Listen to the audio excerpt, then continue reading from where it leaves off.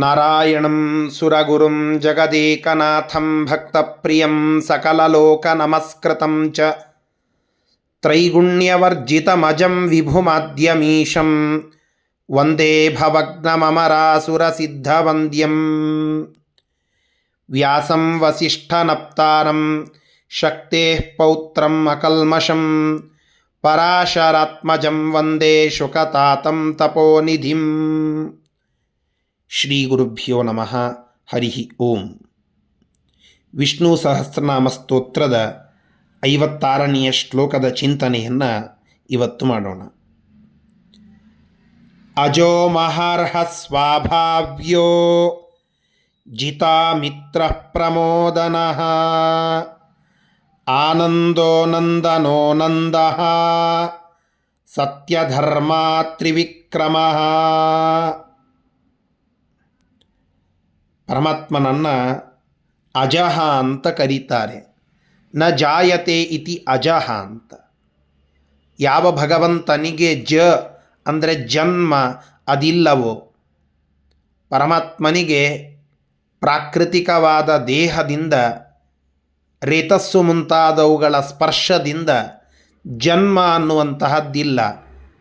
ಆದರೂ ಕೂಡ ರಾಮಾವತಾರ, ಕೃಷ್ಣಾವತಾರ ಮುಂತಾದವುಗಳಲ್ಲಿ ತಂದೆ ತಾಯಿಯರನ್ನು ನಿಮಿತ್ತ ಮಾಡಿಕೊಂಡು ಭಗವಂತ ಹುಟ್ಟಿದ್ದಾನಲ್ಲ ಅಂತ ಕೇಳಿಕೊಂಡರೆ ಅದು ಪ್ರಾದುರ್ಭಾವ ಮಾತ್ರ.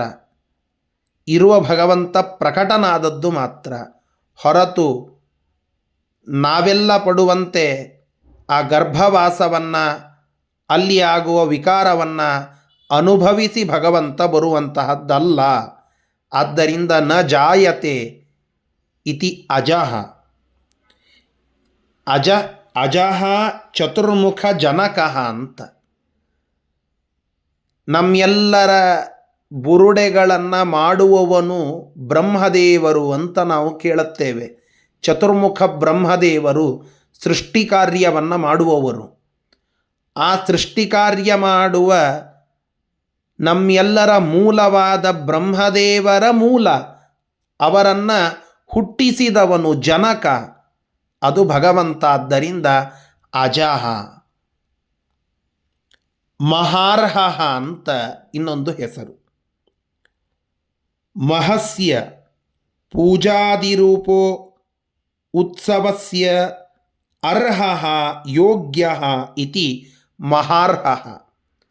ನಾವು ಮಾಡುವಂತಹ ಪೂಜೆಗಳು, ನಾವು ಮಾಡುವ ವ್ರತ, ರಥೋತ್ಸವ, ಬೃಹತ್ತಾದಂತಹ ಉತ್ಸವಗಳೆಲ್ಲ, ಬ್ರಹ್ಮೋತ್ಸವಾದಿ ಉತ್ಸವಗಳೆಲ್ಲವುದಕ್ಕೂ ಅಲ್ಲಿ ಆರಾಧಿತನಾಗುವುದಕ್ಕೆ ಅರ್ಹ, ಯೋಗ್ಯ ಅದು ಭಗವಂತ. ಆದ್ದರಿಂದ ಮಹಾರ್ಹ. ಮಹಾ ಅನ್ನೋದು ನಮ್ಮ ಪೂಜೆಯಿಂದ ಹಿಡಿದು ದೊಡ್ಡ ದೊಡ್ಡದಾದ ಉತ್ಸವಗಳು, ಮದುವೆ, ಮುಂಜಿವೆ, ಇವೆಲ್ಲವುಗಳಲ್ಲಿ ನಾವು ಮಾಡುವಂತಹದ್ದು ಭಗವಂತನ ಉತ್ಸವ ಅಂತ ಚಿಂತನೆ ಬರಬೇಕು. ಮುಂಜಿವೆಯಲ್ಲಿ ಆ ವಟುವಿನಲ್ಲಿ ವಾಮನ ಸನ್ನಿಹಿತನಾಗಿದ್ದಾನೆ, ವಾಮನರೂಪಿ ಪರಮಾತ್ಮ. ಮದುವೆಯಲ್ಲಿ ಆ ವಧೂವರರು ಕೇವಲ ವಧೂವರರಲ್ಲ, ಅವರಲ್ಲಿ ಲಕ್ಷ್ಮೀದೇವಿ ಮತ್ತು ನಾರಾಯಣ ದೇವರ ವಿಶಿಷ್ಟವಾದ ಸನ್ನಿಧಾನವಿದೆ. ಆ ಉತ್ಸವ ಅದು ಪರಮಾತ್ಮನ ಆರಾಧನೆ. ಈ ಚಿಂತನೆ ನಮಗೆ ಬರಬೇಕು. ಮಹಾರ್ಹ. ಎಲ್ಲ ಉತ್ಸವಗಳಲ್ಲಿ ಆರಾಧಿತನಾಗುವುದಕ್ಕೆ ಅರ್ಹನಾದಂಥವನು ಕೇವಲ ಪರಮಾತ್ಮ. ಉಳಿದ ಯಾವ ದೇವತೆಗಳೂ ಅಲ್ಲ, ಯಾವ ಋಷಿಗಳೂ ಅಲ್ಲ, ಯಾವ ಮುನಿಗಳೂ ಅಲ್ಲ. ಅವನ ಆಜ್ಞೆಯಂತೆ, ಅವನ ಅನುಗ್ರಹದಿಂದ ಭಕ್ತರಿಂದ ಆರಾಧಿತರಾಗುವವರು ಉಳಿದವರೆಲ್ಲ. ಹೀಗಾಗಿ ಸ್ವತಂತ್ರವಾಗಿ ಉತ್ಸವಗಳಲ್ಲಿ ಆರಾಧನೆಯನ್ನು ಸ್ವೀಕರಿಸಿ ವರಗಳನ್ನು ಕೊಡುವ ಸಾಮರ್ಥ್ಯ ಅದು ಪರಮಾತ್ಮ, ಅವನಿಗಷ್ಟೇ ಇರುವಂತಹದ್ದು. ಆದ್ದರಿಂದ ಮಹಾರ್ಹ. ಸ್ವಾಭಾವ್ಯ. ಸ್ವಾಭಾವ್ಯ ಇದು ಪರಮಾತ್ಮನ ಒಂದು ಹೆಸರು. ಯಾರ ಅನಿವಾರ್ಯತೆಯೂ ಇಲ್ಲದೆ ಪರಮಾತ್ಮ ತಾನು ಇರುತ್ತಾನೆ. ಯಾರ ಅನಿವಾರ್ಯತೆಯೂ ಇಲ್ಲದೆ ತಾನು ಕಾರ್ಯಗಳನ್ನು ಮಾಡುತ್ತಾನೆ. ಅವನನ್ನು ನಿರ್ಮಾಣ ಮಾಡಲಿಕ್ಕಾಗಿ ಯಾರಾದರೂ ಹೋಗಲಿಕ್ಕೆ ಸಾಧ್ಯನಾ? ವಸುದೇವ ದೇವಕಿಯರಿಂದ ಆ ಭಗವಂತನನ್ನು ಹುಟ್ಟಿಸುವುದಕ್ಕೆ ಸಾಧ್ಯವಾಯಿತಾ? ಇಲ್ಲ. ಸಾಧ್ಯವಾಗಿತ್ತು ಅಂತಾದರೆ ಆ ಹುಟ್ಟಿದಾಕ್ಷಣದಲ್ಲಿ ಭಗವಂತ ತಮದ್ಭುತಂ ಬಾಲಕಂ ಅಂಬುಜೇಕ್ಷಣಂ ಅಂತ ಆ ಪರಮಾತ್ಮನ ವಿಶಿಷ್ಟವಾದ ಚಕ್ರ, ಶಂಖ, ಗದಾ, ಪದ್ಮ ಸಮೇತವಾದ ಕಂಗೊಳಿಸುವ ಅದ್ಭುತವಾದ ರೂಪ, ಅಂಬುಜೇಕ್ಷಣನಾದ ಪರಮಾತ್ಮನ ರೂಪ ಅವರಿಗೆ ಕಾಣಿಸ್ಲಿಕ್ಕೆ ಸಾಧ್ಯವಾಗ್ತಿರಲಿಲ್ಲ. ಅದು ಒಂದು ಸಾಮಾನ್ಯ ಮಗುವಾಗಿ ಬಿಡುತ್ತಿತ್ತು. ಹೀಗಾಗಿ ಭಗವಂತನನ್ನು ನಿರ್ಮಾಣ ಮಾಡುವ ಸಾಮರ್ಥ್ಯ ಯಾರಿಗೂ ಇಲ್ಲ, ಅದು ಅಸಾಧ್ಯ. ನಿತ್ಯ ನಿಷ್ಪನ್ನ ಫಲಕತ್ವೇನ ವಿದ್ಯತೆ ಭಾವ್ಯಂ ಯಸ್ಯ ಇತಿ ಅಭಾವ್ಯ. ನಿತ್ಯ ನಿಷ್ಪನ್ನವಾಗುವಂತಹ ಫಲವನ್ನು ಕೊಡುವ ರೂಪದಲ್ಲಿ ಇರುವಂತಹದ್ದು ಭಾವ್ಯವಾದದ್ದು, ಅಂದರೆ ಭಾವಿಸಲಿಕ್ಕೆ ಯೋಗ್ಯವಾದದ್ದು ಭಾವ್ಯ. ಪರಮಾತ್ಮನನ್ನು ನಾವು ಹಾಗೆ ತಿಳಿದುಕೊಳ್ಳಲಿಕ್ಕೆ ಸಾಧ್ಯವಿಲ್ಲ.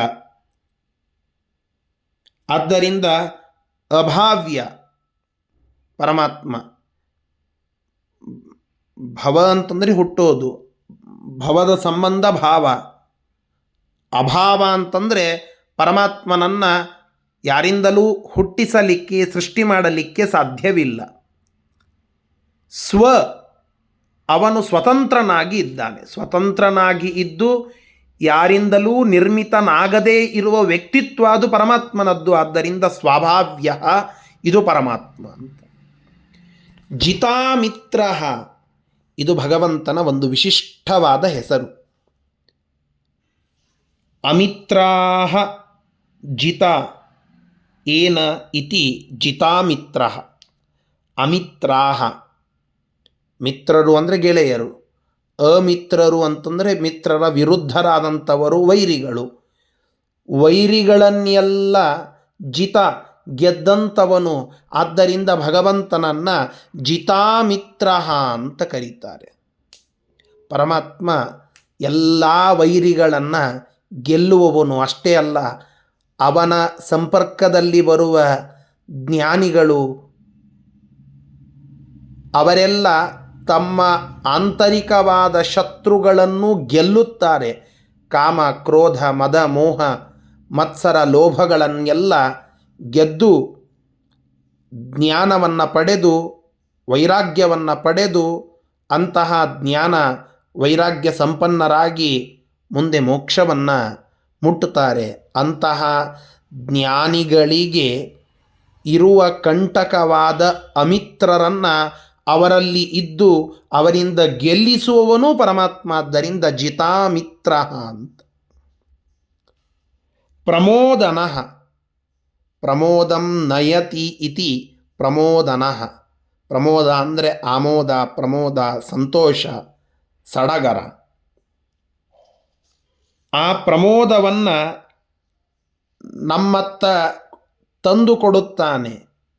ನಾವು ಮಾಡುವ ಸಣ್ಣ ಸಣ್ಣದಾದ ಸೇವೆಯನ್ನು ಗಮನಿಸಿ ಪರಮಾತ್ಮ ನಮಗೆ ಸುಖವನ್ನು ತಂದು ಕೊಡುತ್ತಾನೆ, ಆಮೋದ ಪ್ರಮೋದಗಳನ್ನು ಕೊಡುತ್ತಾನೆ, ಉಲ್ಲಾಸ ವಿಲಾಸಗಳನ್ನು ಕೊಡುತ್ತಾನೆ. ಆದ್ದರಿಂದ ಪ್ರಮೋದನ ಇದು ಪರಮಾತ್ಮ. ಅಮೂಲ್ಯವಾದ ಪ್ರಮೋದ, ಸಂತೋಷ ಯಾವುದು ಅಂದರೆ ಜ್ಞಾನದಿಂದ ಸಿಗುವ ಸಂತೋಷ. ಗುರುಗಳಲ್ಲಿ ಇದ್ದು ಗುರುಮುಖೇನ ಜ್ಞಾನವನ್ನು ಕೊಟ್ಟು ನಮಗೆ ಸಂತೋಷವನ್ನು ಕೊಡುವವನು ಆ ಪರಮಾತ್ಮ. ಆದ್ದರಿಂದ ಪ್ರಮೋದನ ಇದು ಪರಮಾತ್ಮನ ಹೆಸರು. ನಮಗೆ ಪ್ರಮೋದವಾಗುವುದು ನಮ್ಮ ಪಿತೃಗಳು ಸಂತುಷ್ಟರಾದಾಗ.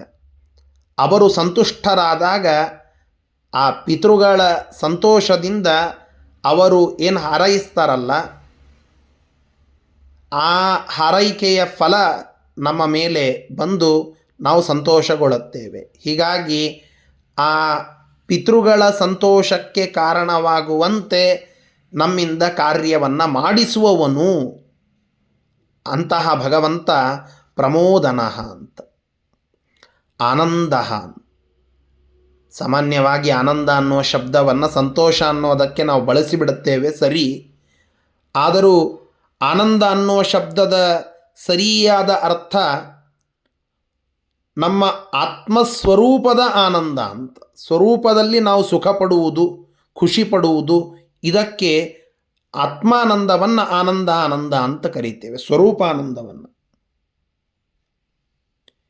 ಕೇವಲ ಹೊರಗಿನ ಯಾವುದೋ ಒಂದು ಬಾಹ್ಯವಾದ ವಿಷಯಗಳಿಂದ ಪಡೆಯುವ ಆನಂದ, ಅದು ಬಾಹ್ಯವಾದ ಆನಂದ ಅಂತ ಇಟ್ಟುಕೊಳ್ಳೋಣ. ಆದರೆ ಸ್ವರೂಪಾನಂದ ಅಂತೇನಿದೆಯಲ್ಲ, ಆತ್ಮಸ್ವರೂಪ ಖುಷಿ ಪಡುವುದು, ಸಂತೋಷ ಪಡುವುದು, ಆ ಸ್ವರೂಪತ್ವಾತ್ ಆನಂದ, ಆ ಆನಂದವನ್ನು ನಮಗೆ ನೀಡುವವನು. ಸ್ವರೂಪಾನಂದದ ಆವಿರ್ಭಾವವೇ ಮೋಕ್ಷ. ಆ ಮೋಕ್ಷವನ್ನು ಲಿಂಗದೇಹದ ಭಂಗವಾದ ಮೇಲೆ ಭಗವಂತ ಅನುಗ್ರಹವನ್ನು ಮಾಡಿದರೆ ಮಾತ್ರ ಪರಮಾಚ್ಛಾದಿಕ ಹೋಗಿ ಶ್ರೇಷ್ಠವಾದ ಸ್ವರೂಪ ಆನಂದದ ಅನುಭವ ನಮಗಾಗಲಿಕ್ಕೆ ಸಾಧ್ಯ. ಅಂತಹ ಆ ಪರಮಾಚ್ಛಾದಿಕವನ್ನು ತೆಗೆದು ಅದನ್ನು ಸರಿಸಿ ನಾವು ಆ ಮೋಕ್ಷದಲ್ಲಿ ಸ್ವರೂಪ ಆನಂದದ ಆವಿರ್ಭಾವವಾಗುವಂತೆ, ಅದರ ಅನುಭವವಾಗುವಂತೆ ನಮಗೆ ಅನುಗ್ರಹಿಸುವವನು ಆನಂದನಾಮಕನಾದ ಪರಮಾತ್ಮ. ಅಂತಹ ಪರಮಾತ್ಮ ಆನಂದ. ನಂದನಃ, ನಂದನಾದ ಆ ನಂದಗೋಪನಿಗೆ ಆನಂದವನ್ನು ತಂದವನು ನಂದನಃ. ಮಗುವಾಗಿ ಶಿಶುವಾಗಿ ಇದ್ದು ಎಲ್ಲ ಶಿಶುಗಳಲ್ಲಿ ಕೃಷ್ಣ ರೂಪದಿಂದ ಬಾಲಕೃಷ್ಣ ರೂಪದಿಂದ ಇದ್ದು ಅವರ ಮನೆಗೆ ನಂದಂ ಆನಂದಂ ನಯತಿ, ಸಂತಸವನ್ನು ತಂದು ಕೊಡುವವನು ಅಂತಹ ಮಗುವಿನ ರೂಪದಲ್ಲಿ ಇರುವ ನಂದನಃ ಪರಮಾತ್ಮ.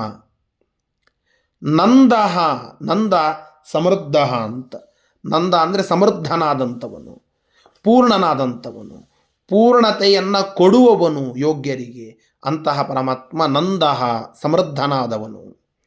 ಸತ್ಯಧರ್ಮ, ಸತ್ಯವಾದ ಮತ್ತು ಸತ್ಯ ಅಂತಂದರೆ ಸತ್ಯನಾಮಕನಾದ ಅಂತಲೂ ಅರ್ಥ. ಇನ್ನೊಂದು ಸತ್ಯವಾದ ಜ್ಞಾನಾದಿಗಳಿಂದ ಕೂಡಿದಂಥವನು ಸತ್ಯನಾಮಕನಾದ ಪರಮಾತ್ಮ. ಸೃಷ್ಟಿಸ್ಥಿತಿ ಸಂಹಾರ ನಿಯಮನ ಜ್ಞಾನ ಅಜ್ಞಾನ ಬಂಧ ಮೋಕ್ಷ ಈ ಎಲ್ಲ ಧರ್ಮಗಳನ್ನು ಪಾಲನ ಮಾಡುವವನು. ಧರ್ಮ ಅಂದರೆ ಕಾರ್ಯ, ಅವುಗಳನ್ನು ಮಾಡುವವನು ಪರಮಾತ್ಮ. ಆದ್ದರಿಂದ ಸತ್ಯ ಧರ್ಮ, ಸತ್ಯವಾಗಿ ಇವುಗಳನ್ನೆಲ್ಲ ಸತ್ಯವಾಗಿ ಧರ್ಮದ ರೂಪನಾದಂಥವನು ಪರಮಾತ್ಮ. ಆದ್ದರಿಂದ ಸತ್ಯ ಧರ್ಮ. ಸಜ್ಜನರಿಗೆ ಹಿತವಾದದ್ದನ್ನು ಕೊಡುವವನು ಸತ್ಯನಾದರೆ, ಧಾರಕನಾದಂಥವನು ಧರ್ಮ. ಈ ಎರಡೂ ಹೆಸರುಗಳಿಂದ ಕೂಡಿದ ಪರಮಾತ್ಮ ಸತ್ಯಧರ್ಮ ಅಂತ. ಹೀಗೆ ಪರಮಾತ್ಮನನ್ನು ಸತ್ಯಧರ್ಮ ಅಂತ ಕರೀತಾರೆ. ತ್ರಿವಿಕ್ರಮ,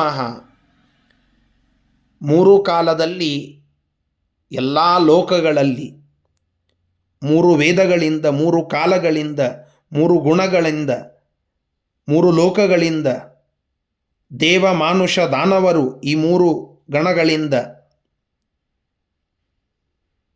ಇಂತಹ ಎಲ್ಲರಿಂದ ಭಿನ್ನವಾದ ಪರಾಕ್ರಮವನ್ನು ಉಳ್ಳವನು ಅವನು ಪರಮಾತ್ಮ. ಇವರೆಲ್ಲರನ್ನ ನಿಯಂತ್ರಿಸುವವನು ಪರಮಾತ್ಮ, ಇವರೆಲ್ಲರನ್ನ ರಕ್ಷಿಸುವವನು ಪರಮಾತ್ಮ. ಅಂತಹ ಪರಮಾತ್ಮ ತ್ರಿವಿಕ್ರಮ ಅಂತ. ಇನ್ನೊಂದು ಪ್ರಸಿದ್ಧವಾದ ತ್ರಿವಿಕ್ರಮ ರೂಪ ಪರಮಾತ್ಮನದ್ದು. ಮೂರು ಪಾದಗಳಿಂದ ವಿಕ್ರಮ ಜಯವನ್ನು ಪಡೆದಂಥವನು ಅನ್ನುವ ಆ ರೂಪದ ಸ್ಮರಣೆಯೂ ಇಲ್ಲಿ ಬರಲಿಕ್ಕೆ ಸಾಧ್ಯ. ಅಂತಹ ಆ ಎಲ್ಲ ರೂಪಗಳಿಂದ ಸ್ತುತ್ಯನಾದ ಪರಮಾತ್ಮ ನಮ್ಮನ್ನು ರಕ್ಷಿಸಲಿ ಅಂತ ಪ್ರಾರ್ಥನೆಯನ್ನು ಮಾಡೋಣ. ಶ್ರೀಕೃಷ್ಣಾರ್ಪಣಮಸ್ತು. ಹರಯೇ ನಮಃ.